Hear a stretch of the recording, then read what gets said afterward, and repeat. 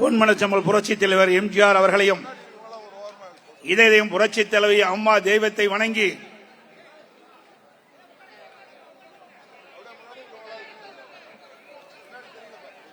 இன்றைய தினம்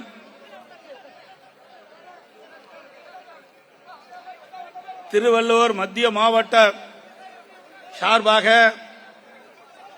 மதுரவாயில் சட்டமன்ற தொகுதியின் சார்பாக மிக எழுச்சியாக சிறப்பாக நடைபெற்றுக் கொண்டிருக்கின்ற பேரறிஞர் பெருந்தகை அண்ணா அவர்களுடைய 116வது பிறந்தநாள் விழா மாபெரும் இந்த பொதுக்கூட்ட நிகழ்ச்சிக்கு அருமை சகோதரர் தலைமையேற்று தலைமுறையாற்றிய கழக அமைப்பு செயலாளர் முன்னாள் அமைச்சர் திருவள்ளூர் மத்திய மாவட்ட கழகத்துடைய செயலாளர் அறிவித்தவர் ப பெஞ்சமின் அவர்களே,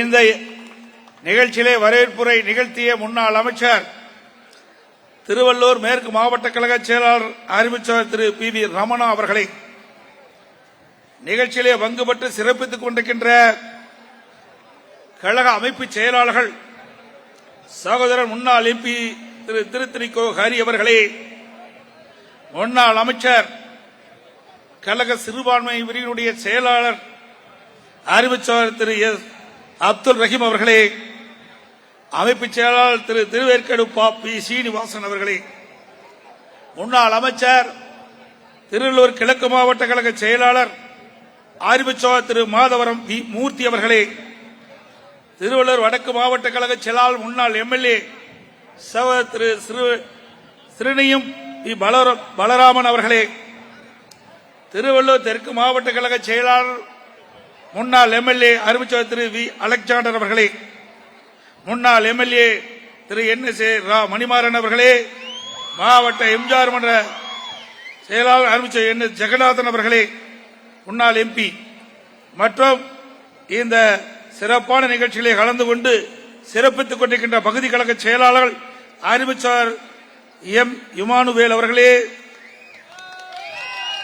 திரு மதுரவாளியே தேவதாஸ் அவர்களே, வலசை திரு கே தாமோதரன் அவர்களே மற்றும் இ கந்தன் அவர்களே, ஒன்றிய கழக செயலாளர் வானரம் கே ராஜா என்ற பேரழகன் அவர்களே மற்றும் டி சத்யநாதன் அவர்களே, நகரச்சா கே எஸ் ரவிச்சந்திரன் அவர்களே, ஒன்றிச்சால் கேஜிடி கௌதமன் அவர்களே,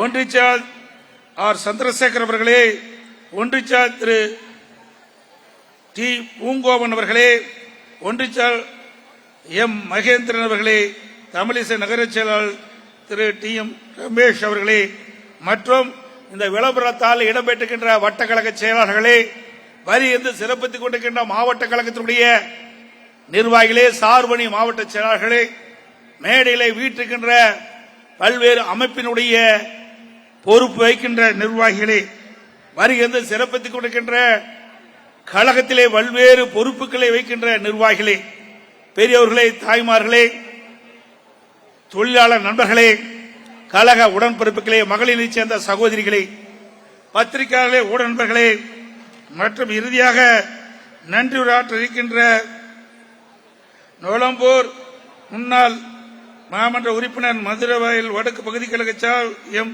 இமானுவேல் அவர்களே, அத்தனை பேருக்கும் என்னுடைய முதற்க நன்றி கலந்த வணக்கத்தை முதலிலே உறுத்தாக்கி, அதே போல இந்த நிகழ்ச்சியிலே வந்திருக்கின்ற மாவட்ட செயலாளர் கந்தன் அவர்களே, சோமசுந்தரம் அவர்களே, அண்ணன் பன்னீர்செல்வம் அவர்களே மற்றும் அருகாமையில் இருக்கின்ற மாவட்டத்திலிருந்து வரி வந்திருக்கின்ற நிர்வாகிகளை அனைவருக்கும் என்னுடைய முதற்க நன்றி கலந்த வணக்கம். இன்றைய தினம் பேர் அண்ணா அவர்களுடைய 116வது பிறந்த விழாவை அனைத்து இந்திய அண்ணா திராவிட முன்னேற்ற கழகத்தின் சார்பாக தமிழகம் மட்டுமல்ல எங்கெங்கெல்லாம் கழக அமைப்பு இருக்கின்றதோ அந்த மாநிலம் முழுவதும் இன்றைக்கு ஒரு வார காலமாக சிறப்பாக நாம் நடத்தி கொண்டிருக்கின்ற பொதுக்கூட்டத்தை எனக்கு முன்னாலே சகோதரர் பெஞ்சமின் அவர்கள் அழகாக குறிப்பிட்டார். பேர் அண்ணா அவருடைய பிறந்த நாள் விழாவை எடுப்பதற்கு அண்ணா திமுக தான் தகுதி வாய்ந்த கட்சி.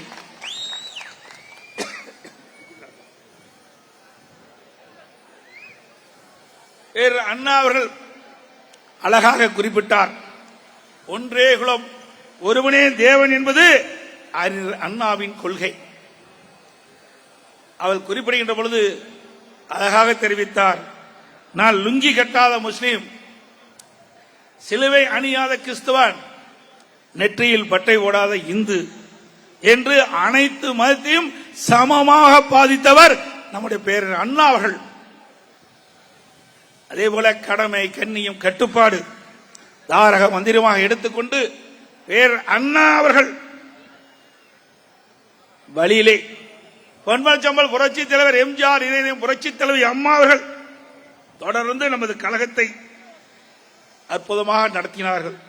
இன்றைய திராவிட முன்னேற்ற கழகம் இதை காற்றிலே பறக்க விட்டவர்கள்தான் இன்றைக்கு திராவிட மாடல் ஆட்சி செய்கின்ற திமுக. எண்ணி பார்க்க வேண்டும். எனக்கு முன்னாலே திரு பெஞ்சமின் குறிப்பிட்டதை போல ஏழையின் சிரிப்பிலே இரவினை காண்போம் என்று சொன்னார் வேறு அண்ணா. ஏழைகள் சிரிப்பிலே இரவினை காண்போம் என்று சொல்கின்ற பொழுது அந்த ஏழைக்கு தேவையான திட்டங்களை கொண்டு வந்து நடைமுறைப்படுத்தி அவன் சிரிக்கின்ற அந்த சிரிப்பு தான் ஒரு அரசினுடைய சாதனை என்று பொருள். அப்படிப்பட்ட சாதனை அரசாங்கத்தை பொன்மனச்சம்பல் புரட்சி தலைவர் எம்ஜிஆர் பேர் அண்ணா கண்ட கனவை நனவாக்கினார்கள்.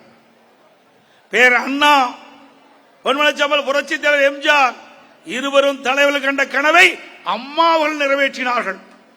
அந்த இருவரும் தலைவர்கள் காலமூலம் மக்களுக்காக வாழ்ந்து மறைந்த ஒப்பற்ற தலைவர்கள் பொன்மனச்சம்பல் புரட்சி தலைவர் எம்ஜிஆர், இதயம் புரட்சி தலைவி அம்மா பேர் அண்ணா அவர்கள்.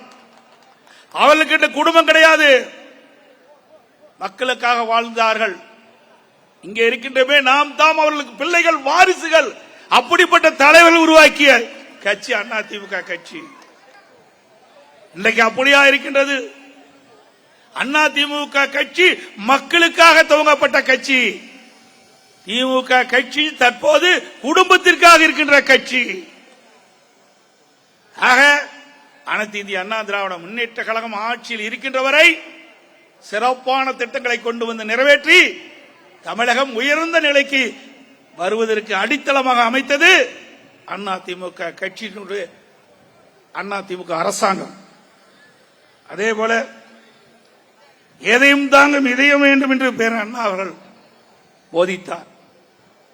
நல்ல நற்பண்புகள் அதை வளர்த்தார்.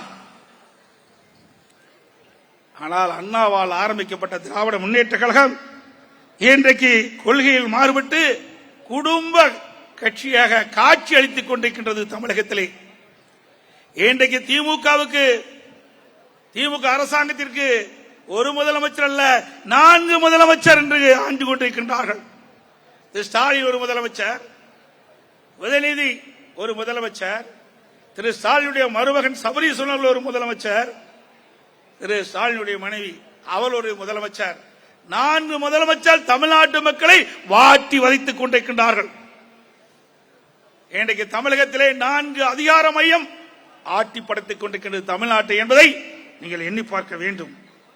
அதேபோல வேற அண்ணா அவர்கள் இருக்கின்ற பொழுது படியரிசி திட்டத்தை கொண்டு வந்தார். அந்த வழியிலே வந்த இதயம் புரட்சி தலைவி அம்மா அவர்கள், விலையில்லா அரிசியை கொடுத்த தலைவி புரட்சி தலைவி அம்மா அவர்கள். திராவிட முன்னேற்ற கழகம் ஆட்சி பொறுப்பேற்று 40 மாத காலம் ஆகிவிட்டது. எதற்கெடுத்தாலும் இன்றைய முதலமைச்சர் திரு ஸ்டாலின் அவர்கள் திராவிட மாடல் ஆட்சி என்று சொல்லிக் கொண்டிருக்கின்றார். இந்த திராவிட மாடல் ஆட்சியில் தான் இன்றைக்கு எங்கே பார்த்தாலும் கஞ்சா விற்பனை அமோகமாக இருந்து கொண்டிருக்கின்றது. கள்ளச்சாராயம் ஆறாக ஓடிக்கொண்டிருக்கின்றது. கள்ளச்சாராயத்தால் கள்ளக்குறிச்சியிலே சுமார் 68 பேர் மரணம் அடைந்திருக்கின்றார்கள். அதோடு இன்றைக்கு தமிழகத்திலே எது கிடைக்கதோ கிடைக்கவில்லையோ கஞ்சா எளிதாக கிடைக்கின்றது. நகரத்திலிருந்து கிராமம் வரை கஞ்சா விற்பனை அமோகமாக நடைபெற்றுக் கொண்டிருக்கிறது. அதை கட்டுப்படுத்த வேண்டும் என்று நான் சட்டமன்றத்திலே குரல் கொடுத்தேன், தொலைக்காட்சியின் வாயிலாக பேட்டி கொடுத்தேன், அறிக்கையின் வாயிலாக வெளிப்படுத்தினேன். ஆனால் இன்றைய ஆட்சியாளர்கள் அதை கட்டுப்படுத்த முடியவில்லை. ஏன் என்று சொன்னால் பெரும்பாலும் இந்த கஞ்சா விற்பனையில் ஈடுபட்டு இருப்பது அந்த ஆளுங்கட்சியை சேர்ந்தவர்கள். இன்றைய தினம் கூட சென்னை உயர்நீதிமன்றம் முதல் அமர்வு நியமிக்கப்பட்ட அட்வொகேட் கமிஷன் தாக்கல் செய்த ஆய்வு அறிக்கையில் கஞ்சா உள்ளிட்ட போதைப் பொருட்கள் சென்னையிலே குறிப்பிட்ட பகுதியில் தாராளமாக கிடைப்பதாக குறிப்பிட்டிருக்கிறார்கள். இதை சுட்டிக்காட்டி முதன்மை பெஞ்ச் போதுமான அளவு இதை தடுப்பதற்கான காவலர்கள் இல்லை என்று கண்டித்துடன் உயர்நீதிமன்றமே போதைப் பொருளை கட்டுப்படுத்த சிறப்பு புலனாய்வு குழுவிடம் ஒப்படைக்க வேண்டியிருக்கும் என்று எச்சரித்தது. இன்றைக்கு கூட நாங்க சொன்னா கூட பொய்ன்னு சொல்லுவாங்க. இன்றைக்கு பத்திரிகையிலே வந்த செய்தி, இன்றைக்கு உயர்நீதிமன்றமே கண்டித்திருக்கின்றது. இன்றைக்கு தமிழகத்திலே போதைப் பொருள் நடமாட்டம் எந்த அளவுக்கு இருக்கின்றது என்பது நீதிமன்றத்தின் மூலமாக வெளிப்பட்டிருக்கின்றது. அந்த அளவுக்கு திறமையற்ற முதலமைச்சர், பொம்மை முதலமைச்சர் நாட்டை ஆண்டு கொண்டிருக்கின்ற காரணத்தினாலே இன்றைக்கு தமிழகம் போதைப் பொருள் நிறைந்த மாநிலமாக காட்சியளித்துக் கொண்டிருக்கின்றது. எங்கே பார்த்தாலும் போதைப் பொருள் விற்பனை. அதனால் மக்கள் படுகின்ற துன்பம் ஏராளம். எண்ணி பாருங்க. இன்றைக்கு கஞ்சா போதைப் பொருளுக்கு அடிமையானவர்கள் எதை செய்வது என்றே தெரியாமல் தான் குற்றச் செயலில் ஈடுபடுகிறார்கள். அதனால் தமிழகத்திலே குற்றம் அதிகரித்திருக்கின்றது. இந்த ஆட்சியால் கட்டுப்படுத்த முடியவில்லை. 2022 என்று கருதுகிறேன். காவல்துறை மானிய கோரிக்கை முதலமைச்சர் அதற்கு அந்த இலாக்காவை வைக்கின்றார். அந்த காவல்துறை மானிய கோரிக்கையிலே அந்த கொள்ளை விளக்க குறிப்பு சட்டமன்றத்திலே சமர்ப்பிக்கப்படுகிறது. அதிலே ஒரு பேராகிராஃபிலே 20வது பக்கம் என்று நான் நினைக்கின்றேன் குறிப்பிடுகின்றார்கள். பள்ளிக்கு அருகிலே, கல்லூரிக்கு அருகிலே 2348 பேர் கஞ்சா விற்றதாக கண்டுபிடிக்கப்பட்டது. பள்ளிக்கு அருகில், கல்லூரிக்கு அருகில் மட்டும் 2348 பேர் கஞ்சா விற்றதாக கண்டுபிடிக்கப்பட்டது. ஆனால் கைது செய்யப்பட்டது வெறும் 48 பேர். மற்றவர்கள் யாரு?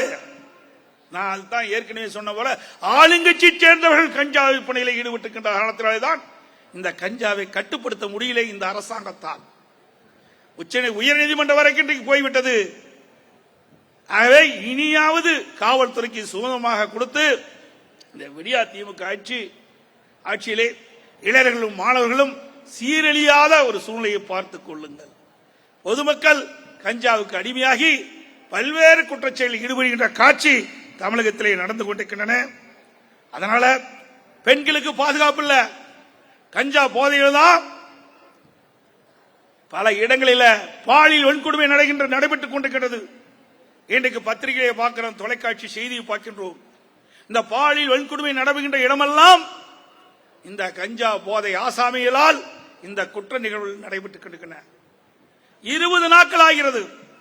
20 நாள், கடந்த 20 நாட்கள் மட்டும் 6 பாலியல் வன்கொடுமை தமிழகத்திலே அரங்கேறி இருக்கிறது.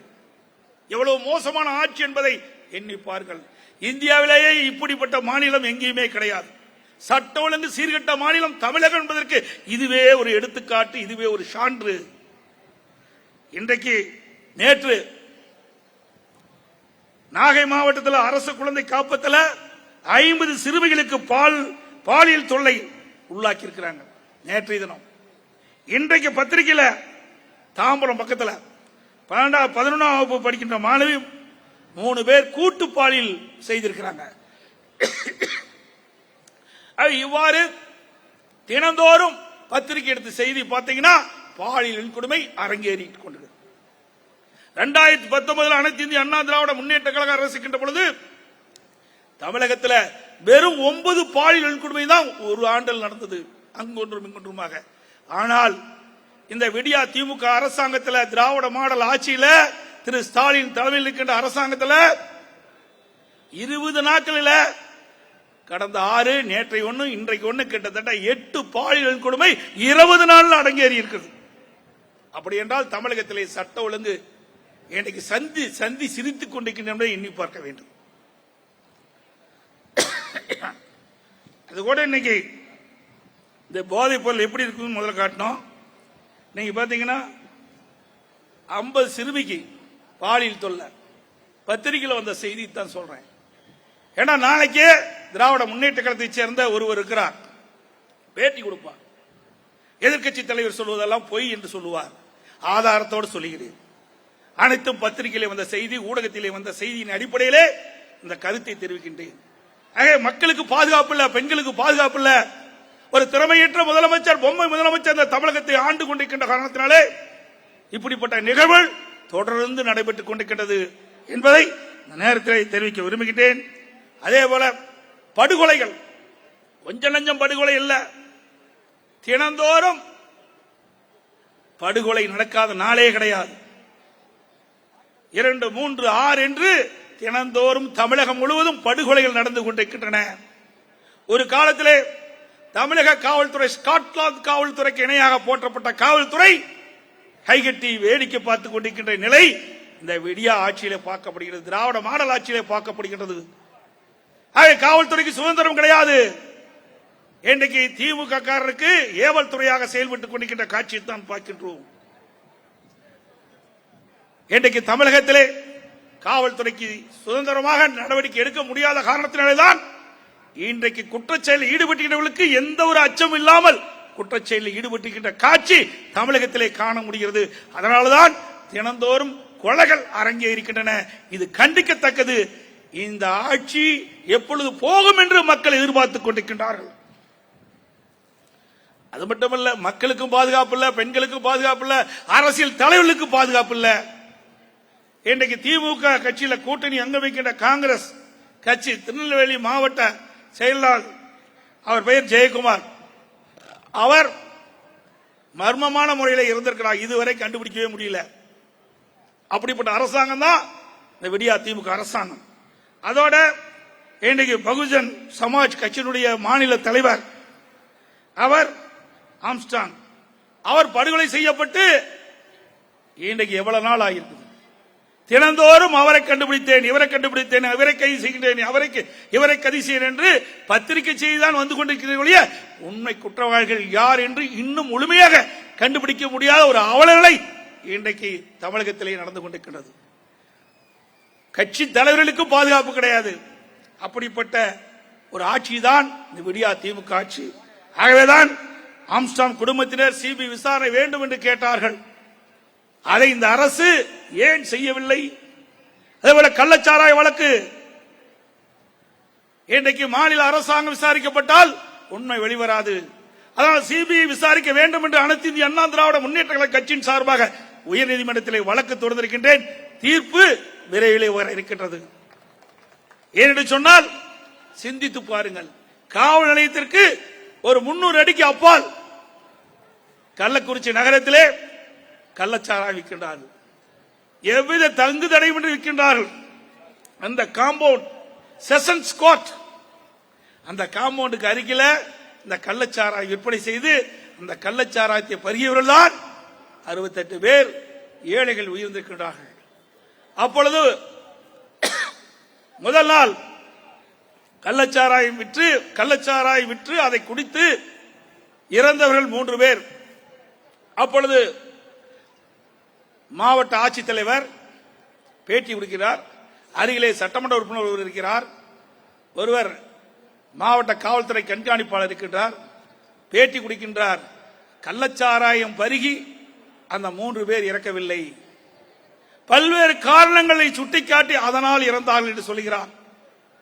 அப்படி ஒரு தவறான செய்தி வெளியிட்டதின் விளைவு அந்த 3 பேர் இறந்தார்களோ அவர்களுக்கு துக்கம், அவர் வீட்டுக்கு துக்கம் விசாரிக்க சென்றவர்கள் அங்க இருக்கின்ற கள்ளச்சாராயத்தை பருகிய காரணத்தினால் 68 பேர் உயிரிழந்திருக்கின்றார்கள். உண்மையாக நேர்மையாக அந்த மாவட்ட ஆட்சித்தலைவர் செய்தி வெளியிடப்பட்டிருந்தால் அந்த 3 பேர் முதல் கட்டமாக கள்ள மருந்து அதிகினார்களே, கள்ளச்சாராயம் குடித்தார்களே, அவருடைய உண்மை நிலையை மக்களுக்கு விளக்கி இருந்தால் மற்றவர் உயிர் பிழைத்திருப்பார்கள்.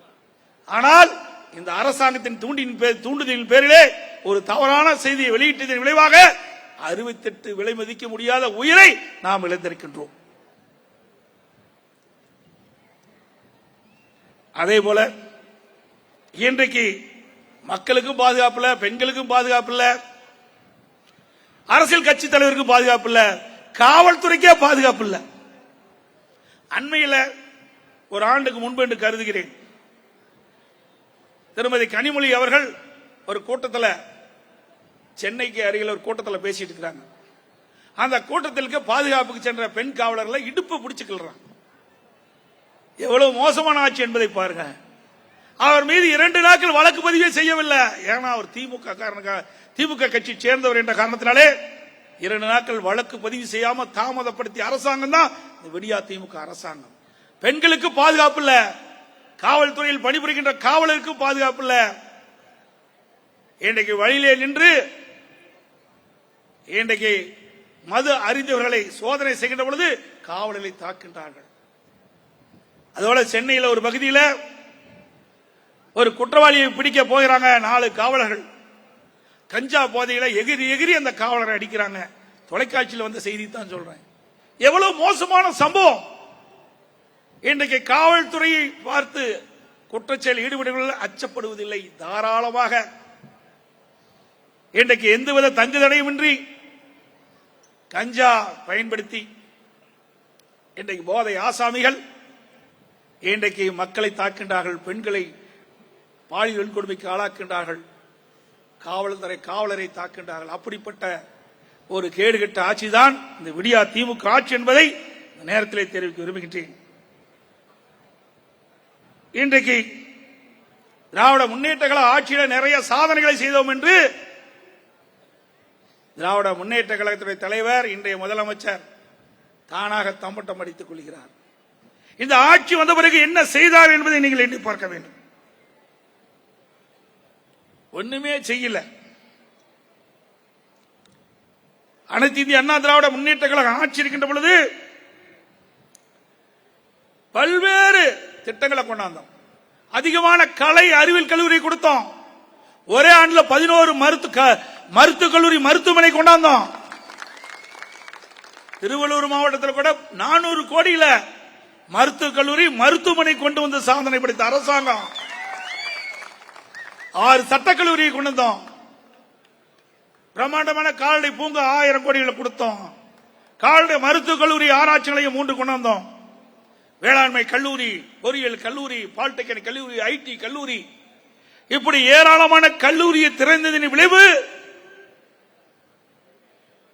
தமிழகத்திலே உயர்கல்வி படிக்கக்கூடிய எண்ணிக்கை இந்தியாவிலேயே முதலிடம் என்பதை நீங்கள் எண்ணி பார்க்க வேண்டும்.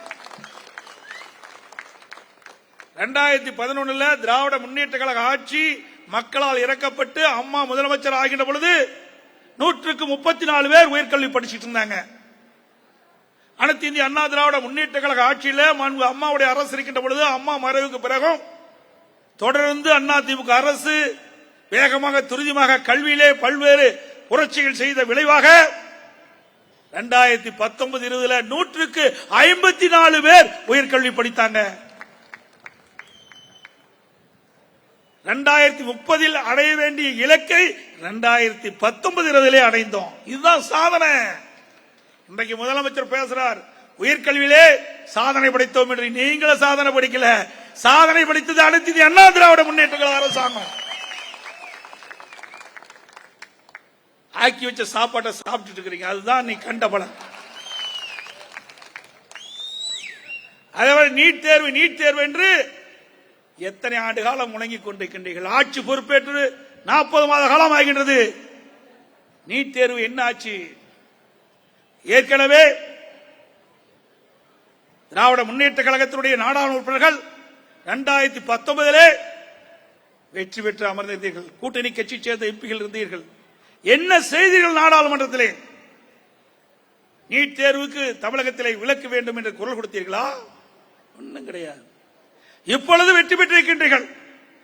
40 நாங்கள் தான் என்று 40 ஜெயிச்சு என்னையா பிரயோஜனம்? என்ன பிரயோஜனம்? ஒன்னும் கிடையாது. 40 பேரும் நாடாளுமன்றத்தில் பெஞ்சை தேய்ச்சிட்டு இருக்கிறாங்க. அவ்வளவுதான் அவங்க கண்ட பலன். இதே அனைத்து இந்திய அண்ணா திராவிட முன்னேற்ற கழக ஆட்சி இருக்கின்ற பொழுது காவிரி நதிநீர் பிரச்சனை உச்சநீதிமன்றம் தீர்ப்பு கொடுக்கப்பட்டு விட்டது. அந்த தீர்ப்பை அமல்படுத்த பாரதிய ஜனதா அரசாங்கம் காலம் தாழ்த்தியது. கூட்டணி கட்சியிலே இருந்தோம். அந்த காலகட்டத்தில் கூட நாடாளுமன்றத்திலே நம்முடைய அனைத்து இந்திய அண்ணா திராவிட முன்னேற்ற கழக நாடாளுமன்ற 37 பேர் குரல் கொடுத்தோம். ஜீவ நதியாக இருப்பது காவிரி நதிநீர். அந்த காவிரி நதிநீர் பல ஆண்டு காலமாக அதற்கு விவசாயிகள் போராடி கொண்டிருக்கிறார்கள். தமிழக அரசு போராடி கொண்டிருக்கின்றது. இதே புரட்சி தலைவி அம்மாள் சட்ட போராட்டத்தின் மூலமாக தீர்வு காணப்படும் என்று உச்சநீதிமன்றத்தில் வழக்கு தொடர்ந்து அதை நடத்தி கொண்டிருந்து அம்மா துரதிர்ஷ்டவசமாக அம்மா மறைந்தார்கள். அம்மாவுடைய அரசு அந்த வழக்கை எடுத்து நடத்தி தீர்ப்பை பெற்றது. வரலாற்று சிறப்பு மிக்க தீர்ப்பை பெற்றோம்.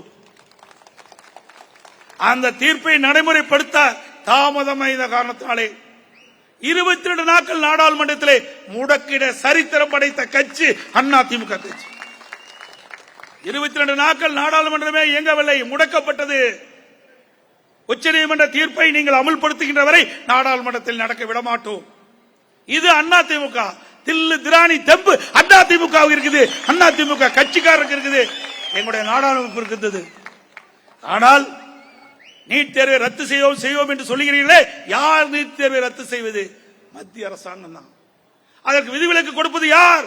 மத்திய அரசாங்கம். ஒரு நாளாவது உங்களுடைய நாடாளுமன்றங்கள் நாடாளுமன்றத்தில் பேசி நாடாளுமன்றத்தை ஒத்தி வைத்த நிகழ்வு நடந்ததா? எல்லா மக்களை ஏமாற்றுகின்ற நாடகம். இங்க ஒன்று பேசுவாங்க, அங்க ஒன்று செய்வாங்க. இரட்டை வேடம் போடுகின்ற ஒரே கட்சி திமுக கட்சி ஒண்ணுதான். உண்மையிலேயே நீட் தேர்வை ரத்து செய்ய வேண்டும் என்றால் பெரும்பான்மை நாடாளுமன்ற உறுப்பினர் கொண்ட கட்சி திமுக கட்சி, திமுக கூட்டணி கட்சிகள். இதை பயன்படுத்தி நாடாளுமன்றத்திலே தகுந்த அழுத்தம் கொடுக்கப்பட்டிருந்தால் நீட் தேர்வுக்கு விலக்கு கிடைத்திருக்கும். அதையெல்லாம் செய்ய மாட்டாங்க.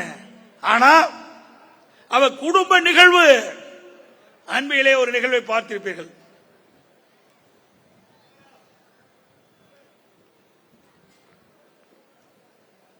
மறைந்த முன்னாள் முதலமைச்சர் திராவிட முன்னேற்ற கழக தலைவர் திரு கருணாநிதி அவருடைய 100ஆண்டு விழா. அதை நினைவு கூறுகின்ற வகையிலே நாணயம் வெளியிட்டாங்க. நாணயம் வெளியீட்டு விழாவுக்கு யார் அழைக்கிறாங்க? பாரதிய ஜனதா கட்சியை சேர்ந்த அமைச்சரை அழைத்து, பாரதிய ஜனதா கட்சியை சேர்ந்த மாநில தலைவர்கள், அதனுடைய தமிழ்நாட்டில் இருக்கிற அமைச்சர்கள், முக்கிய நிர்வாகிகளை அழைத்து அந்த நாணயத்தை வெளியிடுகிறார்கள். அதோடு யார் கூட்டணியில் இருக்கிறார்கள்? காங்கிரஸ் கட்சி. கூப்பிடல, நாணயத்தை அவர்கள் மூலமாக வெளியிடவில்லை. ஆனால் அதற்கு மாறாக திராவிட முன்னேற்ற கழகத்திற்கு எதிராக இருக்கின்ற இன்றைக்கு பத்திரிகையிலும் ஊடகத்திலும் செய்தி வெளியிட்டு இரட்டை வேடம் போடுகின்ற திராவிட முன்னேற்ற கழக தலைவர் பாரதிய ஜனதா கட்சி தலைவர்களை அழைத்து, பாரதிய ஜனதா கட்சியை சேர்ந்த மத்திய அமைச்சரை அழைத்து கருணாநிதி அவர்களுடைய 100ஆண்டு விழாவிலே நாணயம் வெளியிட்டார்களே, உங்களுடைய நடிப்பு வெளியிடப்பட்டு வெளியிலே வந்துவிட்டது. உங்களை இரட்டை வேடம் வெளிச்சம் போட்டு காட்டிவிட்டது. அனைத்து இந்திய அண்ணா திராவிட முன்னேற்ற கழகம் அப்படி அல்ல. வேண்டுமென்றால் நாங்கள் கூட்டணியிலே நாங்கள் அங்கம் வைப்போம், வேண்டாம் என்றால் நிராகரித்தால் கடைசி வரை நிராகரிப்போம். எங்களுக்கு வேண்டியது மக்களுடைய நலன். மக்கள் தான் எங்களுக்கு வாக்களித்து எங்களை வெற்றி பெற செய்கிறார்கள், நாடாளுமன்ற உறுப்பினராக, சட்டமன்ற உறுப்பினராக. அந்த மக்களுக்கு எது தேவை, எது வேண்டும் என்பதை உணர்ந்து அதற்கு ஏற்றவாறு கட்சி செயல்படும். இது அதிமுக கட்சி. திமுக கட்சி அப்படி அல்ல, குடும்ப கட்சி. குடும்பத்தில் இருக்கின்றவர்கள் அதிகாரத்துக்கு வர வேண்டும். திராவிட முன்னேற்ற கழகம் அரசு ஊழல் அரசாக இன்றைக்கு வெளிச்சம் போட்டு காட்டப்பட்டிருக்கின்றன. எல்லா துறைகளிலும் ஊழல். அந்த ஊழல் மறைப்பதற்காகத்தான் மத்தியில் இருக்கின்ற மத்திய அமைச்சர்களையும் மாநிலத்தில் இருக்கின்ற பாரதிய ஜனதா கட்சி தலைவர்களும் அழைத்து அந்த விழாவை எடுத்திருக்கின்றார்கள். உண்மையிலேயே கூட்டணியில் அங்கம் வைக்கின்ற காங்கிரஸ் கட்சியினுடைய தலைவர்களை அழைத்து இந்த விழாவை நடத்தியிருந்தால் உண்மையிலேயே கூட்டணியின் தர்மம் நிலைநிலைத்திருக்கும். ஆனால் அப்படி அல்ல, சுயநலம். அந்த சுயநலத்தின் மொத்த உருவமே திமுக தான். அதே போல இன்றைக்கு சட்டக்கல்லூரியில் நீங்க பாத்தீங்கன்னா 6 சட்டக்கல்லூரி திறந்தோம். ஒரு சட்டக்கல்லூரி கூட முதல்வர் கிடையாது. அதையும் இந்த பத்திரிகையில் வந்த செய்தி. அந்த உயர்நீதிமன்றம் நீதியரசர் கேட்கிறார், சட்டக்கல்லூரி திறந்தால் மட்டும் போதாது, அதற்கு தேவையான பேராசிரியர்கள் நியமிக்க வேண்டும். தமிழகத்திலே சட்டக்கல்லூரியில் எத்தனை பேர் படிக்கின்றார்கள், எத்தனை ஆசிரியர்கள் இருக்கின்றார்கள், இன்னும் மற்ற என்னென்ன பணிகள் நிரப்பப்படாதிருக்கின்றது, தகவலை சுட்டிக்காட்ட வேண்டும் என்று உயர்நீதிமன்றமே எச்சரிக்கை விடுத்திருக்குது. இதெல்லாம் விடியா திமுக ஆட்சியில் நடைபெறுகின்ற சம்பவங்கள் என்பதை எண்ணி பார்க்க வேண்டும். அதேபோல இன்றைக்கு பல்வேறு மருத்துவமனையில் மருத்துவர்கள் இல்ல, செவிலியர்கள், மருத்துவ பணியாளர்கள் போதுமான மருந்துகள் இல்ல, நோயாளிகளுக்கு வழங்கப்படுகிற மருந்துகள் போதுமானது இல்ல. அதை சுட்டிக்காட்டினா எதிர்க்கட்சி தலைவர் பொய் பேசுகிறார் என்று அடுத்த செய்தி வந்துடும். உண்மை நிலை இதுதான். அதிமுக ஆட்சி இருக்கின்ற வரை எல்லா மருத்துவமனையிலும் 3 மாதத்திற்கு தேவையான மருந்துகள் அங்கே முன்னெச்சரிக்கையாக வாங்கி கொடுக்கப்பட்டு நோயாளிகளுக்கு தங்குதடை இல்லாமல் மருந்துகள் வழங்கப்பட்ட அரசாங்கம் அதிமுக அரசாங்கம். இன்றைக்கு நகரத்திலிருந்து கிராமம் வரை ஏழை எளிய மக்கள் நிறைந்த பகுதியிலே தேர்ந்தெடுக்கப்பட்டு இன்றைக்கு அம்மா மினி கிளினிக் துவங்கணும், 2000 அம்மா மினி கிளினிக் துவங்கப்படும் அறிவிக்கப்பட்டு சுமார் 1885 அம்மா மினி கிளினிக் திறந்தோம். அதையும் மூடு விழா செஞ்சாங்க. இதுல என்ன அரசியல் வேண்டியிருக்கு? ஏழைகளுக்கு அந்த பகுதியிலேயே அவர்களுக்கு சிகிச்சை அளிக்கக்கூடிய அற்புதமான திட்டம் அம்மா மினி கிளினிக். அந்த திட்டத்தையும் கைவிட்ட அரசாங்கம், மூடு விழா செய்த அரசாங்கம் திராவிட மாடல் என்று சொல்லிக்கொண்டு ஆட்சி செய்கின்ற திரு ஸ்டாலின் அரசாங்கம் என்பதை இந்த நேரத்தில் எண்ணி பார்க்க வேண்டும். அனைத்து இந்திய அண்ணா திராவிட முன்னேற்ற கழக அரசு இருக்கின்ற பொழுது சுமார் 35,000 பேர், 1000-2000 சுமார் 35,000 பேர் மருத்துவர்கள், செவிலியர்கள், மருத்துவ பணியாளர்கள் நியமிக்கப்பட்டு தங்குதடை இல்லாமல் எல்லா மருத்துவமனையிலும் ஏழைகளுக்கு சிகிச்சை அளித்தோம்.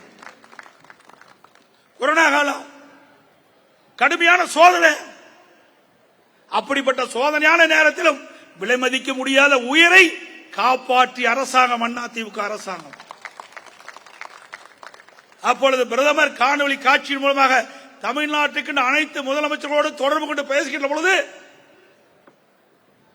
தமிழ்நாட்டை முதலமைச்சர் என்ற முறையிலே நான் அந்த காணொலி காட்சியிலே கலந்து கொண்டு அப்பொழுது பாரத பிரதமர் மோடி அவர்கள் குறிப்பிட்டார்கள், தமிழகத்திலே கொரோனா வைரஸ் தடுப்பதிலே மிக சிறப்பாக செயல்பட்டுக் கொண்டிருக்கின்றது தெரிவித்தார்.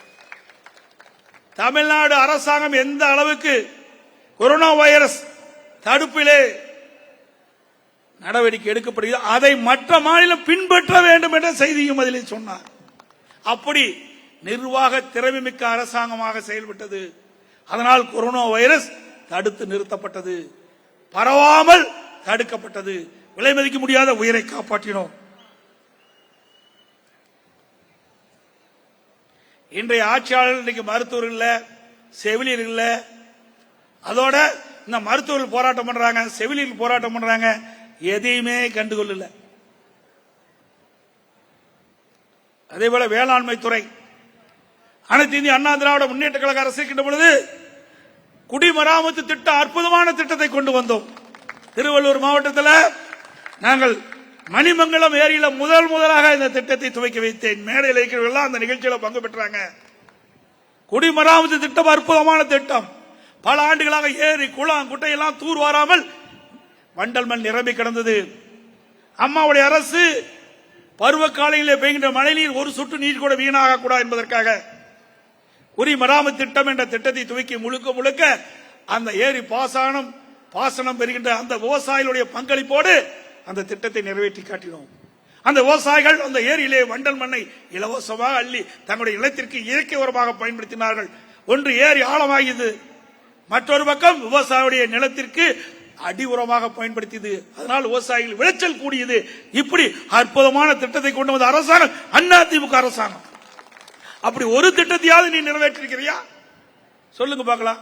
இந்த 40 மாத கால ஆட்சியில இந்த தமிழ்நாட்டுக்கு என்ன செய்தீர்கள் என்பதை சிந்தித்து பார்க்க வேண்டும். தடுப்பணைகள் நிறைய கட்டணும். இன்றைக்கு நதியின் குறுக்கே தடுப்பணை, அதோடு எங்கெங்கே ஓடைகள் இருக்குதோ அங்கெல்லாம் தடுப்பணை கட்டி அங்கே ஓடையிலே ஓடுகின்ற அந்த நீர்கள் அங்கேயே தேங்கி நிலத்தடி நீர் உயர்ந்து வேளாண்மைக்கு தேவை நீர், குடிப்பதற்கு தேவை நீரை தடையில்லாமல் கொடுப்பதற்காக திட்டத்தை கொண்டு வந்த அரசாங்கம் அதிமுக அரசாங்கம். இன்றைக்கு குடிமராமத்து திட்டத்தின் மூலமாக இன்றைக்கு பொதுப்பணித்துறைக்கு 14,000 ஏரிகள் இருக்கின்றன. அதிலே சுமார் 8,000 ஏரிகள் தூர்வாரப்பட்டது குடிமராமத்து திட்டத்திலே. அதுக்கு 1000 கோடிக்கு மேல் நிதி ஒதுக்கீடு செய்யப்பட்டு செலவு செய்யப்பட்டன. அதேபோல உள்ளாட்சி துறையின் மூலமாக 26,000 ஏரி குளம் குட்டை பராமரிக்கப்படுகிறது.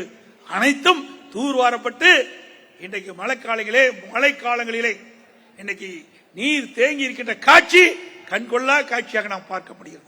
அப்படி அற்புதமான திட்டத்தை கொண்டு வந்து இன்றைக்கு நீர் மேலாண்மையிலேயே ஒரு அற்புதமான வடிவத்தை கொடுத்த அரசாங்கம் அதிமுக அரசாங்கம்.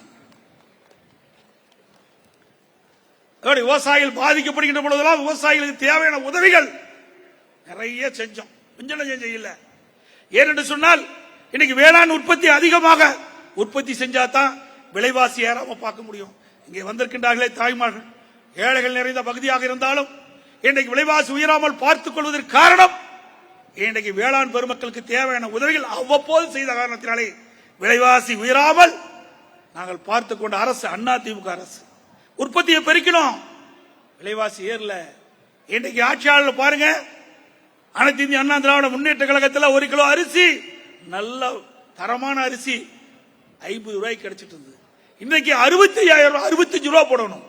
1 கிலோ அரிசி அதிமுக ஆட்சியில 50 ரூபாய்க்கு கிடைத்த அரிசி இன்றைக்கு 1 கிலோ அரிசி 65 ரூபாய் போட்டதான் நல்ல அரிசியா வாங்க முடியும்.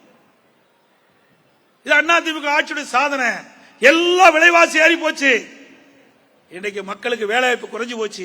6 நாட்களுக்கு வேலை கிடைத்த பகுதியில் வேலை கிடைத்த நிலை மாறி இன்றைக்கு 4 நாளுக்கு தான் வேலை கிடைக்குது. வருமானம் குறைவு, செலவு அதிகம். அதனால் மக்கள் பாதிக்கிறாங்க. அது மட்டும் இல்லாம ரேஷன் கடையில் மார்ச் மாதத்திலிருந்து இன்று வரை முழுமையா எல்லா பொருளும் வழங்குறதில்ல. அரிசி, பருப்பு, சர்க்கரை, எண்ணெய் முழுசா வழங்கியதா கிடையாது. கிட்டத்தட்ட 5-6 மாத காலமாக ரேஷன் கடையிலே பருப்பு வழங்கல, எண்ணெய் வழங்கல. மக்கள் போராட்டம் பண்றாங்க. நான் அறிக்கையின் வாயிலாக தொலைக்காட்சி பேட்டி கொடுத்தேன். இன்னும் விடிய திமுக அரசு கும்பகரண தூக்கத்திலிருந்து விழிக்கல. ஏழை மக்கள் பாதிக்கிறார்கள். கொரோனா காலத்தில் கூட தங்கு தடை இல்லாம, விலை இல்லாம அத்தனை அத்தியாவசிய உணவுப் பொருட்களும் ரேஷன் கடையில் வழங்கணும். ஆனா இன்னைக்கு காசு கொடுத்தாலும் ரேஷன் கடையில் பொருள் கிடைக்கல. அப்படிப்பட்ட அவல ஆட்சி தமிழகத்திலே நடைபெற்றுக் கொண்டிருப்பதை நீங்கள் எண்ணி பார்க்க வேண்டும். அதோடு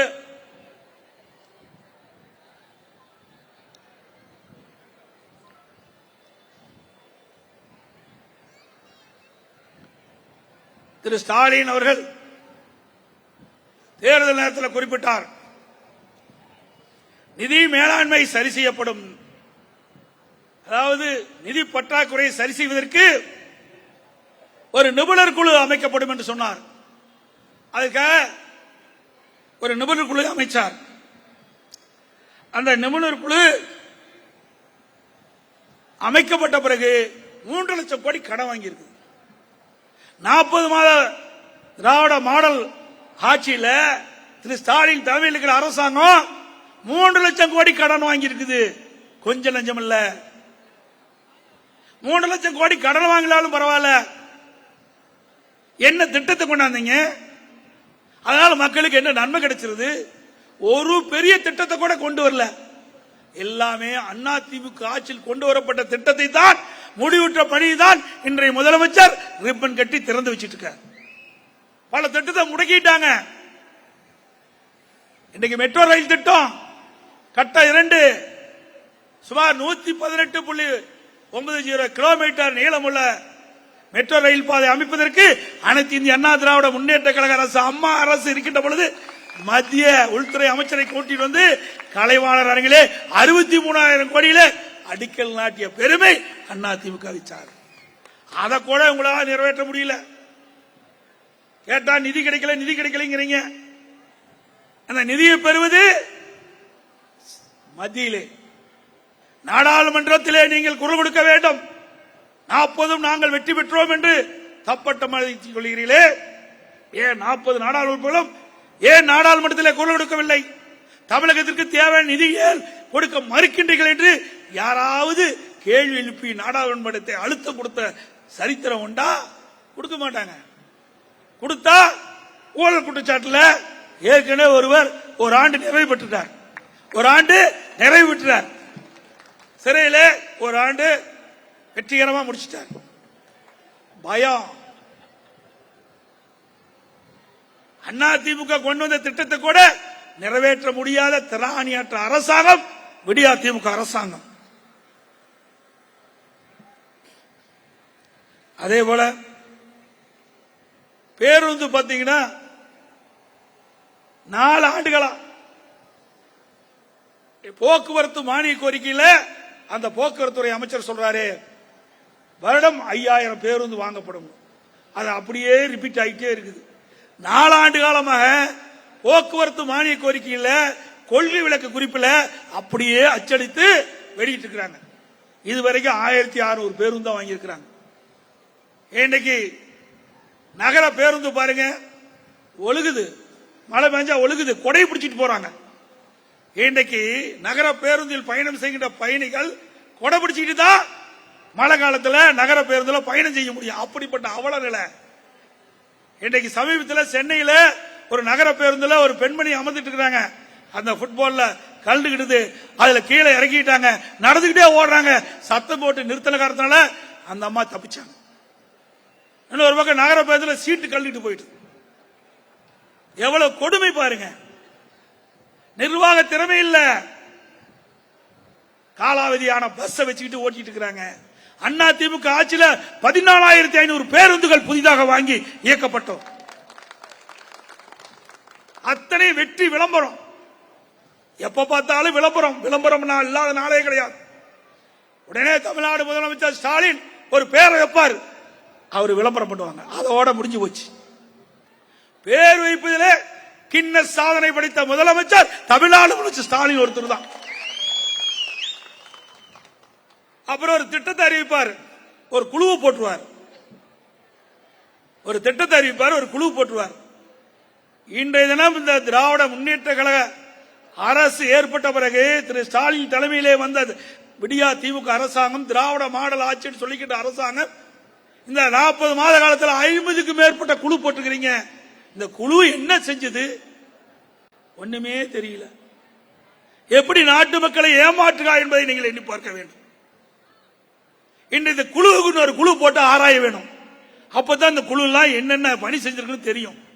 அப்படிப்பட்ட அவல ஆட்சி தமிழகத்திலே நடைபெற்றுக் கொண்டிருப்பதை நீங்கள் எண்ணி பார்க்க வேண்டும்.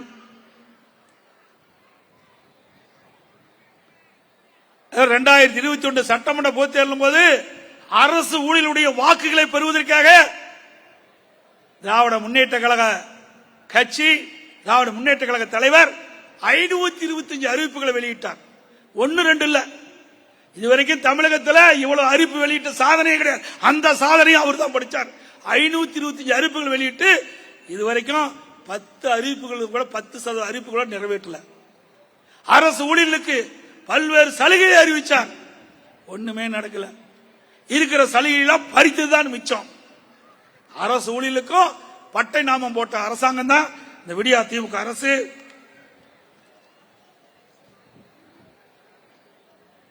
அதேபோல போக்குவரத்து ஊழியர்களுக்கு இன்றைக்கு அவர்கள் ஓய்வு பெற்ற பிறகு அவர்களுக்கு கிடைக்க வேண்டிய நிதி இன்னும் கிடைக்காம இருக்குது. அவங்களும் போராடிட்டு கொண்டிருக்காங்க. எதை பற்றியும் கவலைப்படாத முதலமைச்சர் விடியா திமுக அமைச்சர் ஸ்டாலின் ஒருவர் தான். அதே போல தொழில்துறையில பாத்தீங்கன்னா விடியா திமுக ஆட்சியில எல்லா பத்திரிகையிலையும் சொல்லுவதெல்லாம் மிக பிரமாண்டமா சொல்றாங்க. இன்றைக்கு இந்த திராவிட மாடல் ஆட்சி திரு ஸ்டாலின் தலைமையில் அரசாங்கத்தை தாங்கி பிடிப்பதே இங்க இருக்கிற ஊடகம் பத்திரிகையும் தான். 2 பேரும் கைவிட்டுட்டே இந்த ஆட்சி காணாம போயிடும். ஏன்னா எதையுமே செய்யலையே, சொல்லுவதெல்லாம் பொய்ய. அருள் கூர்ந்து நம்ம ஊடக நண்பர்களும் பத்திரிகை நண்பர்களும் உண்மை செய்தி வெளியிடுங்க. நாட்டு மக்களுக்கு நடுநிலையோடு நடந்து கொள்ளுங்க. ஊடகம் பத்திரிகையும் தர்மத்தை கடைபிடிக்க வேண்டும். இன்றைக்கு மக்களுடைய பிரச்சனையை ஊடகத்தின் மூலமாக பத்திரிகையின் மூலமாகத்தான் தெரிவிக்க வேண்டும். இன்றைக்கு விடியா திமுக ஆட்சியில் ஏற்படுகின்ற அவலங்கள் சுட்டிக்காட்டுங்க. அப்பதான் ஊடகத்துக்கு பெருமை, பத்திரிகையின் பெருமை என்பதை இந்த நேரத்தில் குறிப்பிட விரும்புகின்றேன். இன்றைக்கு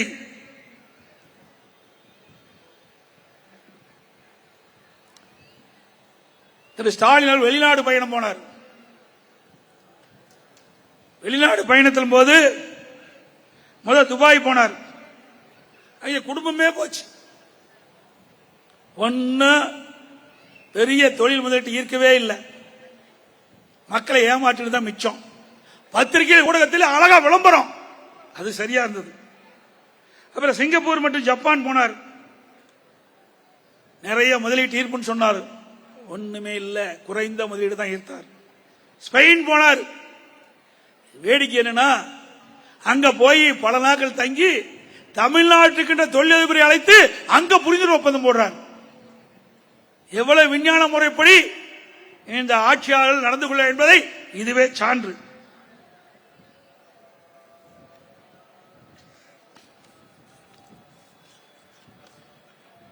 அதோட அனைத்து இந்திய அண்ணா திராவிட முன்னேற்ற கழக ஆட்சி இருக்கின்ற பொழுது, இதை புரட்சி தலைவி அம்மா அவர்கள் தமிழகத்துடைய முதலமைச்சர் இருக்கின்ற பொழுது தொழில்துறை சிறக்க வேண்டும், இளைஞர் படித்த இளைஞர்களுக்கு வேலைவாய்ப்பை பெருக வேண்டும் என்பதற்காக சுமார் 72 புரிந்துணர்வு ஒப்பந்தங்கள் போட்டாங்க. கிட்டத்தட்ட 2,42,000 கோடி தொழில் முதலீட்டு ஈர்க்கப்பட்டது.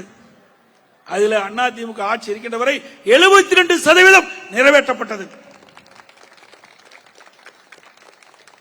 அதேபோல 2019 அம்மாவுடைய அரசு இருந்த பொழுது 3,500,000 கோடி தொழில் முதலீட்டு ஈர்க்கப்பட்டு 304 தொழில் புரிந்துணர்வு ஒப்பந்தம் போடப்பட்டது. அதிமுக ஆட்சி இருக்கின்ற வரை 27% நிறைவேற்றப்பட்டது. இதைதான் நாங்கள் கேட்பதெல்லாம், திராவிட முன்னேற்ற கழக ஆட்சி ஏற்பட்ட பிறகு பல லட்சம் கோடி தொழில் முதலீட்டு ஈர்த்ததாகவும் நூற்றுக்கணக்கான தொழில் புரிந்துணர்வு ஒப்பந்தம் போட்டப்பட்டதாகவும் பத்திரிகையில் செய்தி வெளியிடுறீங்க. உண்மையிலேயே தொழில் தமிழகத்தில் எவ்வளவு தொழில் முதலீட்டு ஈர்த்தீர்கள், எத்தனை புரிந்துணர்வு ஒப்பந்தம் போட்டீர்கள், அதனால் எவ்வளவு வேலை வாய்ப்பு கிடைத்தது, இப்போ இருக்கின்ற நிலைமை என்ன, வெள்ளை அறிக்கை வெளியிடுங்க. பத்திரிகை ஊடக நம்பர் கேட்கிறாங்க, எதிர்கட்சிகளாம் கோரிக்கை வைக்குது, இதை பற்றி என்ன பதில் என்று கேட்கின்ற பொழுது நான் வெள்ளை அறிக்கையெல்லாம் வெளியிட மாட்டேன். வெள்ளை அறிக்கை வெளியிட்டா உண்மை வெளிச்சத்துக்கு வந்துடும். எல்லாமே விளம்பர அரசியல். ஆகவே இன்றைக்கு திராவிட முன்னேற்ற கழக ஆட்சியிலே உண்மையிலேயே அதிகமான தொழில் முதலீட்டு ஈர்க்கவில்லை, அதிகமான வேலைவாய்ப்பு உருவாக்கவில்லை. உண்மையிலேயே திராவிட முன்னேற்ற கழக அரசு, திரு ஸ்டாலின் தலைமையில் இருக்கிற அரசு இன்றைக்கு அதிக அளவிலே தொழில் முதலீட்டு ஈர்ப்போம் என்று சொன்னால், அதிகமாக புரிந்துணர்வு ஒப்பந்தம் போட்டோம் என்று சொன்னால், அதிகமான பேருக்கு வேலை வாய்ப்பு உருவாக்கி தந்தோம் என்று சொன்னால் வெள்ளை அறிக்கை விடுங்க, மக்கள் தெரிந்து கொள்ளட்டும். அதிமுக ஆட்சியில நாங்கள் செய்த சாதனையை சொன்னோம்.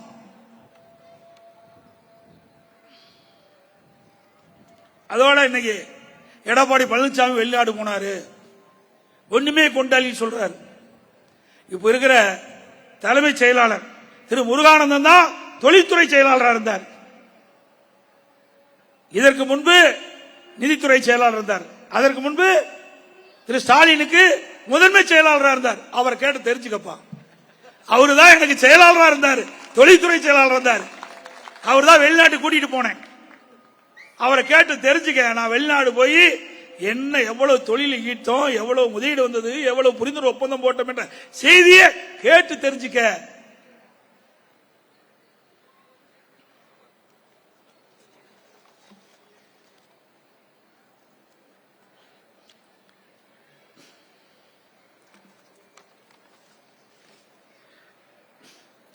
அதோட இன்றைக்கு முதலமைச்சர் அண்மையில் 17 நாள் வெளிநாடு போயிட்டு வந்திருக்கார். இந்தியாவில் பல முதலமைச்சர் வெளிநாட்டுக்கு போய் தொழில் முதலீட்டு இருப்பாங்க. ஆனா தமிழ்நாடு முதலமைச்சர் ஸ்டாலின் வெளிநாட்டுக்கு போய் சைக்கிள் ஓட்டிட்டு இருக்கார். சைக்கிள் ஓட்டுறதுக்காக வெளிநாடு போனீங்க?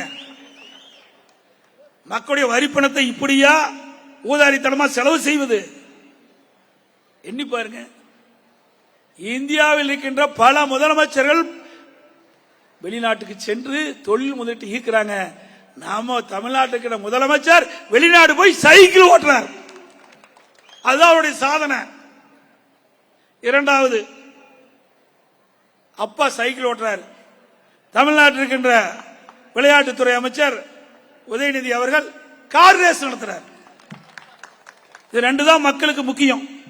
ஓட்டு போட்ட மக்களுக்கு செய்த சாதனை இதுதான். ஒரு பக்கம் வெளிநாட்டில் போய் திரு ஸ்டாலின் சைக்கிள் ஓட்டுறாரு, ஒரு பக்கம் விளையாட்டுத்துறை அமைச்சர் உதயநிதி சென்னையில கார் ரேஸ் நடத்துறார். இது தேவைங்களா? சிந்திச்சு பாருங்க. எப்படி மக்களுடைய வரிப்பணம் வீணாக்கப்படும் என்பதை எண்ணி பார்க்க வேண்டும்.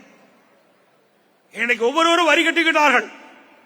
அந்த வரியின் மூலமாகத்தான் நாட்டு மக்களுக்கு திட்டங்களை கொண்டு வருகிறார்கள். அந்த நிதியை எப்படி தங்களுடைய இஷ்டத்துக்கு செலவு செய்கிறார் என்பதை எண்ணி பார்க்க வேண்டும். இந்த கார் ரேஸ் நடத்துகின்ற அந்த பணத்தை வைத்து அம்மா உணவகத்திலே தரமான உணவு கொடுக்கலாம், நல்ல பொருள் வாங்கி கொடுக்கலாம், நல்ல காய்கறி வாங்கி கொடுக்கலாம், சுவையான உணவு கொடுக்கலாம். அதையெல்லாம் மனம் கிடையாது. அவருடைய விளம்பரம் முக்கியம். அதோட திரு கருணாநிதி மறைந்த பிறகு அவருக்கு ஒரு நினைவிடம் கட்டினாங்க. அவர் திமுக தலைவர், திமுக ஆட்சி செய்து அவருக்கு நினைவிடம் கட்டது சரி. இப்போ பேனா வைக்கிறாங்க. நான் கடல்ல கொண்டு போய் எவ்வளவு 1 கிலோமீட்டர் 2 கிலோமீட்டர் தூரத்துக்கு கடல்ல போய் பேனா வைக்கிறாங்க. எவ்வளவு 84 கோடி ரூபாயில பேனா வைக்கிறாங்க. 1 கோடி 2 கோடி இல்லையே, 84 கோடியில எழுதாத பேனா கொண்டு கடல்ல வைக்கிறாங்க. யாருடைய பணம்? யாருடைய பணம்? தமிழ்நாட்டு மக்களுடைய வரி பணம். எப்படியெல்லாம் தன் குடும்பத்தில் இருக்கின்றவர்களுக்கு இந்த விளம்பரத்தின் மூலமாக இன்றைக்கு திட்டத்தை கொண்டு வந்து செயல் வடிவம் கொடுக்கிறார் என்பதை எண்ணி பார்க்க வேண்டும். ஏன் எழுதுற பேனாவை அரசு பள்ளி எப்படி மாணவர்கள் கொடுக்கல? மாணவர்கள் பாராட்டுவாங்க. சரி, எழுதாத பேனாவை எங்க வச்சா என்ன? திரு கருணாநிதியுடைய நினைவு மண்டபத்துக்கு நினைவு இடத்திற்கு பக்கமே வைக்கலாமே. ஒரு 2 கோடியில் வைங்க, வேணான்னு சொல்ல. ஆனால் மக்களுடைய வரிப்பணத்தை எப்படியெல்லாம் செலவு செய்கிறார்கள் தங்கள் இஷ்டம் போல் என்பதை மக்கள் எண்ணி பார்க்க வேண்டும். மக்களுக்கு நன்மை கிடைக்கக்கூடிய திட்டத்திற்கு நிதி ஒதுக்கிறது இல்ல, நிதி இல்லைங்கிறாரு. எப்படி நிதி இருக்கும்? ஒரு பக்கம் கார் ரேஸ் நடத்துறீங்க, அது கார் ரேஸ் தேவையா? சரி, அப்படியே கார் ரேஸ் நடத்த வேண்டும் என்று சொன்னாலும் ஏற்கனவே இதே புரட்சி தலைவர் அம்மா இருக்கின்ற பொழுது சோழவரம் இருங்காட்டு கோட்டையில பிரம்மாண்டமான அந்த கார் பந்தயம் நடத்துவதற்கு மைதானம் அமைக்கப்பட்டிருக்கு. அங்க போய் நடத்து. மக்கள் அதிகமாக நடமாடுகின்ற பகுதி, போக்குவரத்து அதிகமாக நிறைந்த பகுதி, பல்நோக்கு மருத்துவமனை, சென்ட்ரல் ரயில் நிலையம், தலைமைச் செயலகம், அங்க துறைமுகம் இருக்கின்ற அந்த பகுதியில கொண்டு வந்து கார் ரேஸ் நடத்தணும். எண்ணி பாருங்க எப்படி இந்த அரசு செயல்பட்டுக் கொண்டிருப்பதை மக்கள் சிந்தித்து பார்க்க வேண்டும். 1 ரூபாய் வரி பணம் இருந்தாலும் அதை சரியான முறையில் செலவு செய்ய வேண்டும். அது ஒரு நல்ல அரசாங்கத்துக்கு அடையாளம். ஆனால் இந்த ஆட்சியிலே அதெல்லாம் கிடையாது. அந்த குடும்ப ஆட்சி இன்றைக்கு நடைபெற்றுக் கொண்டிருக்கிறது. குடும்பத்திற்கு என்ன தேவை, என்ன விளம்பரம், அதைத்தான் இன்றைக்கு இந்த ஆட்சியால் செயல்பட்டுக் கொண்டிருக்கின்றார்கள். இன்றைக்கு ஆட்சிக்கு வந்த பிறகு இந்த ஆட்சியுடைய சாதனை என்ன? சென்னை மாநகராட்சி, இங்க இருக்கின்ற நகராட்சிகள், மாநகராட்சிகள் எல்லாம் இருக்கிற வீடு 100% வரி ஏறி போச்சு. இந்த வீட்டுக்கு அதிமுக ஆட்சியில் 1000 ரூபாய் வரினா இப்ப 2000 ரூபாய் கட்ட வேணும். இவர் கடை வச்சிருந்தானா கடை வரி 150% உயர்த்தப்பட்டுகின்றன. ஏற்கனவே 2000 ரூபாய் கட்டினா 5000 ரூபாய் கட்டணும் வருஷம். வீட்டு வரி ஏற்றப்பட்டு விட்டது, கடை வரி ஏற்றப்பட்டு விட்டது, குடிநீர் வரி ஏற்றப்பட்டுள்ளது, மின் கட்டணம் 52% உயர்த்திட்டாங்க. அதோட வருஷம் 5% உயர்த்தப்பட்டுகின்றது. 4 ஆண்டுக்கு 20% உயர்த்தப்பட்டுருவாங்க. அப்படி பார்க்கின்ற பொழுது 52% ஏற்கனவே மின் கட்டணம் உயர்வு. இப்பொழுது ஆண்டுக்கு 5%, 4 ஆண்டுக்கு 20% கூட்டி பார்த்தா 72% இந்த விடியா திமுக ஆட்சி பொறுப்பேற்ற பிறகு மின் கட்டண உயர்வு எந்த அளவுக்கு மக்கள் பாதிக்கிறார் என்பதை சிந்தித்து பார்க்க வேண்டும். இந்த ஆட்சியால் செய்த சாதனை இதுதான். மின் கட்டணத்தை உயர்த்தினது, சொத்து வரி உயர்த்தினது, வீட்டு வரி உயர்த்தினது, கடை வரி உயர்த்தினது, போதாதுக்கு குப்பை வரியும் போட்டாங்க. இவ்வளவு வரி போட்டோ எந்த திட்டமும் வரல. 3 லட்சம் கடன் வாங்கியோ எந்த திட்டத்தையும் வரல. அதற்கு மேலாக திரு ஸ்டாலின் அமைச்சராக இடம்பெற்றிருந்த அப்பொழுது நிதியமைச்சராக இருந்த திரு பழனிவேல் தியாகராஜன் அவர்கள் ஒரு ஆடியோ மூலமாக கருத்தை தெரிவித்தார். எல்லா பகுதிக்கும் அது ஒலித்துக் கொண்டிருந்தது. திரு சபரீஸ் அவர்களும் திரு உதயநிதி அவர்களும் 30,000 கோடியை கையிலே வைத்துக் கொண்டு என்ன செய்வது என்று தெரியாமல் திகைத்துக் கொண்டிருப்பதாக அந்த செய்தி வெளியிடப்பட்டது. ஆக 30,000 கோடி அந்த பணத்தில் தான் இன்றைக்கு வெளிநாட்டுக்கு சென்றவர்கள் அந்த பணத்தின் மூலமா தொழில் முதலீடு செய்திருப்பார்கள் என்ற சந்தேகம் மக்களுக்கு எழுகிறது. அடிக்கடி உதயநிதி அவர்கள் லண்டன் போயிட்டு வரார். எந்த பத்திரிகையாவது போடுறீங்களா? எந்த ஊடகத்திலாவது போடுறீங்களா? நான் கேரளாவுக்கு போன 2 நாள் சிகிச்சை பெற உடனே பெரிய கெட்டி.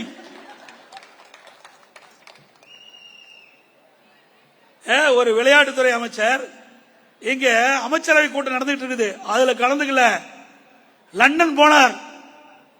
பத்திரிகையில போட்டீங்களா? ஊடகத்தில் போட்டீங்களா? சிந்திச்சு பாருங்க. அண்ணா திமுக தும்புனா போதும் இரும்புனா போதும் விவாதம் மேடம். அண்ணா திமுக கட்சியில ஊடகமே ஓடாதாட்டு இருக்குது, பத்திரிகையுமே விற்காதாட்டு இருக்குது. எப்ப பார்த்தாலும் அண்ணா திமுக பற்றி தான் எழுதுறீங்க, அண்ணா திமுக பற்றி தான் செய்தியை வெட்டிட்டு இருக்கிறீங்க. இது நல்லதல்ல. உண்மையான செய்தி வெளியிட நான் பாராட்டுறேன்.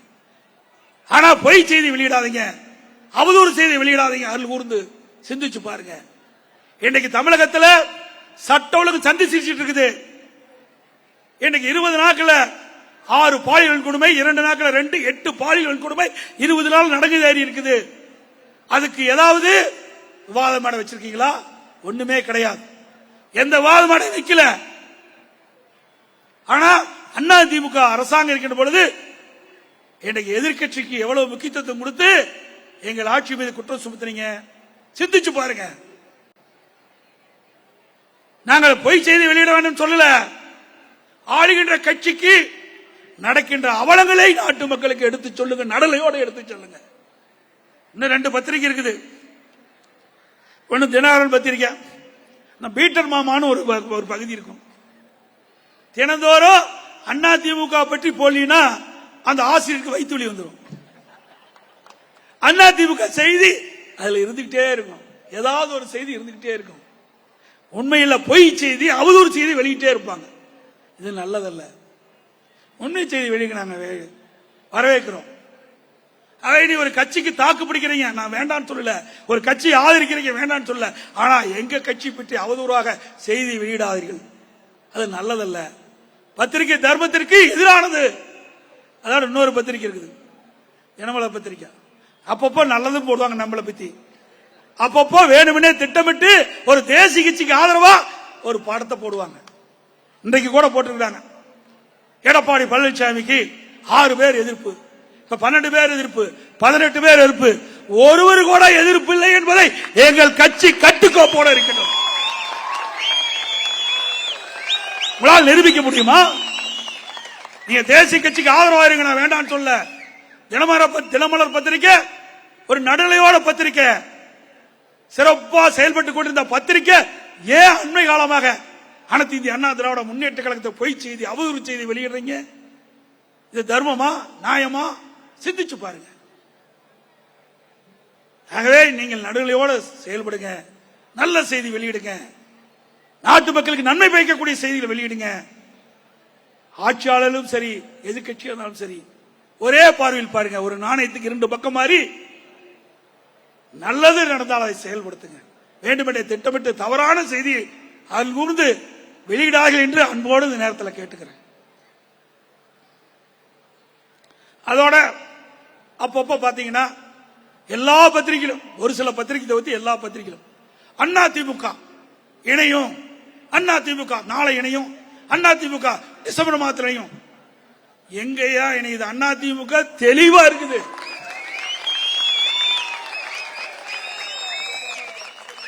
அனைத்து இந்திய அண்ணா திராவிட முன்னேற்ற கழக பொதுக்குழு எடுத்த முடிவு 4 பேர் பொறுப்பில் இருந்தும் அடிப்படை உறுப்பினர் நீக்கப்பட்டதுதான். இனியாவது பத்திரிகை ஊடகம் இந்த செய்தியை வெளியிடாதீங்க. இணைப்பென்ற பேச்சுக்கே இடமில்ல. அனைத்து இந்திய அண்ணா திராவிட முன்னேற்ற கழகத்தை அழிக்க நினைத்தவர்கள் அடியோடு இன்றைக்கு அழிந்து போயிருக்கிறார்கள். இது தொண்டர்களால் நிர்ணயிக்கப்படுகின்ற கட்சி, தொண்டர்கள் உழைப்பால் உயர்ந்த கட்சி, தொண்டர்கள் தான் அனைத்து இந்திய அண்ணா திராவிட முன்னேற்ற கழகம். பொதுக்குழு எடுத்த முடிவுதான் இறுதியான முடிவு என்பதை தெளிவுபட இந்த கூட்டத்தின் வாயிலாக ஊடக நண்பர்களுக்கும் பத்திரிகை நண்பர்களும் தெரிவித்துக்கிறேன். இந்த இணையிறது போறது வரதெல்லாம் விட்டுருங்க ஐயா. அதிமுகவை குறைத்து மதிப்பிடுகிறீர்கள், தயவு செய்து வேண்டாம். 30 ஆண்டு காலம் தமிழகத்தில் ஆட்சி புரிந்த கட்சி அதிமுக கட்சி, அதிமுக அரசாங்கம் பொன்விழா கண்ட கட்சி அதிமுக கட்சி, கோடிக்கணக்கான உறுப்பினர்களை கொண்ட கட்சி அதிமுக கட்சி. வேண்டுமென்றே திட்டமிட்டு சில பத்திரிகைகளும் சில ஊடகங்களும் தவறான செய்தியை வெளியிடுவதை நிறுத்திக் கொள்ளுங்கள். நாடாளுமன்ற தேர்தலில் கூட 2019 19.39% வாக்குகள் பெற்றோம். கூட்டணி கிடையாது. தேமுதிகவை தவிர்த்து மற்ற எதுவும் கூட்டணி எங்களுக்கு இல்ல. கூட்டணி பலம் குறைவு. அப்படிப்பட்ட நிலைமையில் கூட அனைத்து இந்திய அண்ணா திராவிட முன்னேற்ற கழகம் 20.52% வாக்குல வாங்கியிருக்கிறோம். 20.52%, 1% வாக்கு கூடுதலாக பெற்றுக்கிறோம். கூட்டணி இருந்து அந்த காலகட்டத்தில் 2019 கூட பெற்ற வாக்குகளை விட நடந்து முடிந்த நாடாளுமன்ற தேர்தலிலே அதிக வாக்குகள் பெற்ற கட்சி அதிமுக கட்சி. இது நாடாளுமன்ற தேர்தல், தமிழ்நாடு தேர்தல் அல்ல. மத்தியில் யார் ஆட்சி செய்ய வேண்டும், ஆட்சி வரக்கூடாது என்பதற்கு நடைபெற்ற தேர்தல். ஆனா 2026 நடைபெற்ற தேர்தல் தமிழகத்தில் யார் ஆட்சிக்கு வர வேண்டும், யார் ஆள வேண்டும் என்ற தேர்தல்.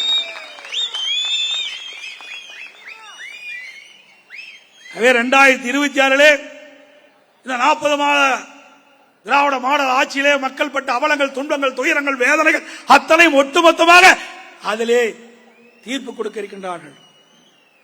2026 அனைத்து இந்திய அண்ணா திராவிட முன்னேற்ற கழக தலைமையில் நிச்சயமாக ஒரு வலுவான கூட்டணி அமையும். திமுக கூட்டணியில புகைய ஆரம்பிச்சிட்டது. திமுக கூட்டணியில புகைய ஆரம்பிச்சிட்டது. நெருப்பு பிடிச்சிரும்.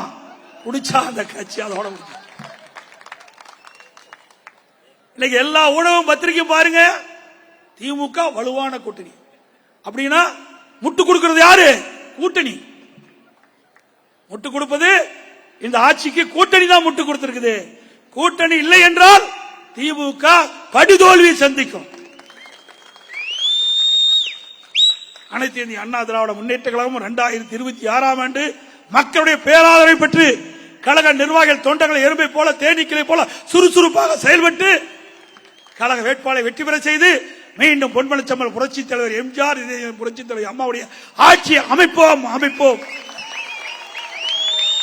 அதுக்கு மக்கள் ஆதரவு முழுமையாக வழங்க வேண்டும் என்று நல்ல நேரத்தில் கேட்டு இந்த அற்புதமான நிகழ்ச்சி ஏற்பாடு செய்த மாவட்ட கழக அறிவிச்சவர் முன்னாள் அமைச்சர் பெஞ்சமின் அவர்களுக்கும்,